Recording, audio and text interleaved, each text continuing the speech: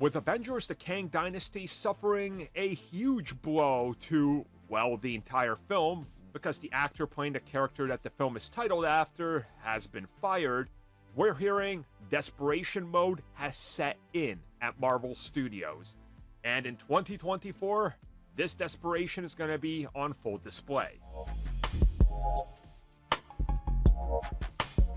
Okay, let's get this out of the way. Is Marvel Studios in desperation mode, as many people are stating? Yes. Yes, they are. This cannot be understated. I don't understand how some people are looking at this going, no, it's still good, it's fine. No, it's not.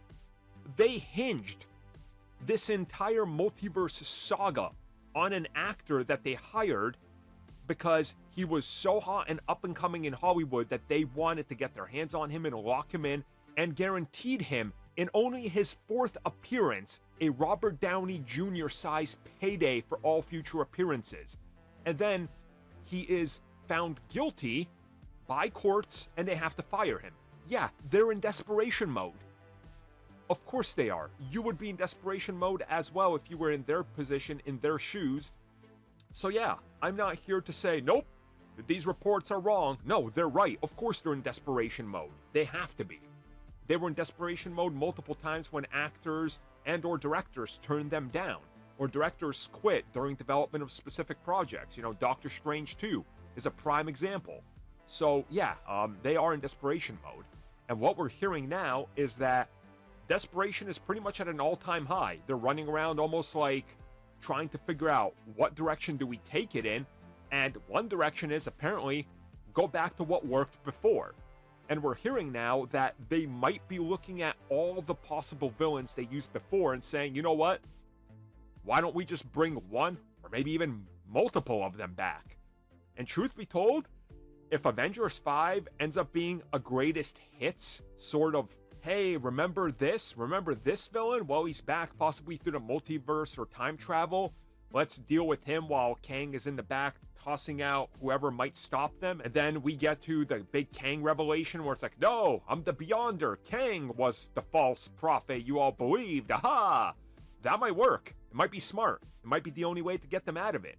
Because, make no mistake about it, I can't say it enough, they are in desperation mode and they're going to need something.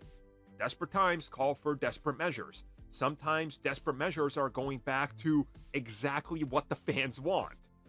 And sometimes that pays off. Instead of trying to tell the fans what they want and who the next big bad is because you chose him and then you maybe miscalculated and took a couple missteps, this is the way you got to do it. So I 100% believe it, and they got the ability to pivot easily because they already defeated Kang multiple times. So this could be an easy way to get themselves out of this desperation mode and shape up Avengers 5 to be something unique and different. Maybe the Age of Ultron to the first Avengers.